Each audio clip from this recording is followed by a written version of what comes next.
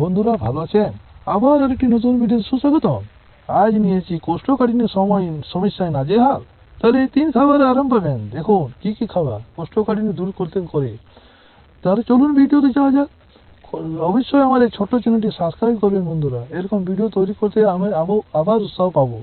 তাহলে চলুন ভিডিওতে। কোষ্ঠকাঠিন্য অস্বস্তিকর একটি সমস্যা। পেট ফোলা ভাব, বমি ভাব, বাথরুম করতে অসুবিধা ইত্যাদি সমস্যা হয় এই সময়। সমস্যা হলে তো চিকিৎসকের কাছে যাবেনই, তবে ঘরে তৈরি এই পানীয় খেয়ে দেখতে পারেন। কোষ্ঠকাঠিন্য সমাতে সাহায্য করে এই পানীয়। জেনে নিন 3টি আয়ুর্বেদিক উপায় যা কোষ্ঠকাঠিন্য দূর করতে অবর্থ। প্রতিদিন রাতে ঘুমাতে যাওয়ার 1 ঘন্টা আগে একটি খোসা সহ পুরো আপেল খাবেন। এছাড়া রাতে ঘুমাতে যাওয়ার আগে 1 কাপ কুসুম গরম জল পান করতে হবে। এটা হজমে সাহায্য করে এবং কোষ্ঠবদ্ধতা দূর করবে। এই পানীয় তৈরি করতে লাগবে 3টি উপাদান: অ্যাপেল সিডার, ভিনিগার, মধু ও জল। অ্যাপেল সিডার ভিনিগার হচ্ছে অ্যান্টি অ্যাসিড ও ব্যাক্টার নামক একটি ভালো ব্যাকটেরিয়া।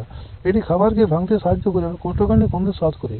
তবে এর জন্য কাঁচা ও অপরিচিত আপেল সিডার ভিনিগার প্রয়োজন। কাঁচা মধুর মধ্যে থাকা উপাদান ইউজেনাল কোষ্ঠকাঠিন্য প্রতিরোধ কাজ করে। এই পানীয় বানানোর জন্য 1 গ্লাস গরম জল নিতে হবে। এর মধ্যে 2 টেবিল চামচ কাঁচা আপেলের সিডার ভিনিগার মিশিয়ে এর মধ্যে 2 টেবিল চামচ কাঁচা মধু দিতে হবে।